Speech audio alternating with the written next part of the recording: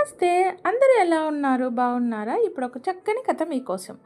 ఒక ఊరిలో రామయ్య అనే వ్యాపారి ఉండేవాడు. అతడు మహా పిసినారి. తన పనులను పైసా ఖర్చు లేకుండా చేయించుకోవాలని అనుకునేవాడు. ఒకరోజు తన కొత్తింట్లోకి పింగాణీ సామాగ్రి కోసం పట్నానికి కాలినడకన వెళ్ళాడు. కావలసినవన్నీ కొనుక్కున్నాడు. ఒక అట్టపెట్టెలో జాగ్రత్తగా సర్దుకున్నాడు. ఇక ఇంటికి తీసుకుపోదామని పైకెత్తాడు. కానీ అది బరువుగా ఉండడం వల్ల అతని వల్ల కాదని ఒక కూలీని మాట్లాడాలని పక్కనే ఉన్న అడ్డాకు వెళ్ళాడు.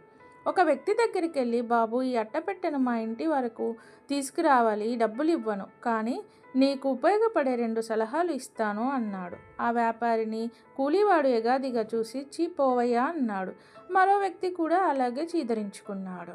ఒక యువకుడు మాత్రం ఇతను ఎటువంటి సలహాలు ఇస్తాడో చూద్దామనుకొని, నేను వస్తాను బాబుగారు అని వెళ్ళాడు. కొద్దిసేపు అయ్యాక, అయ్యా, కొంత దూరం వచ్చాం కదా, మొదటి సలహా ఏదో చెప్పండి అన్నాడు ఆ యువకుడు.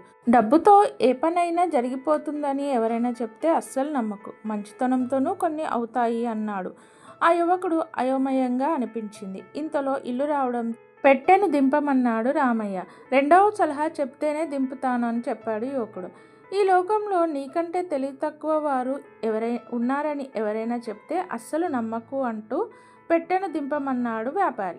యువకుడు పెట్టెను ఎత్తి కింద పడేశాడు. అందులోని పింగాణీ వస్తువులన్నీ పాడైపోయి విరిగిపోయాయి.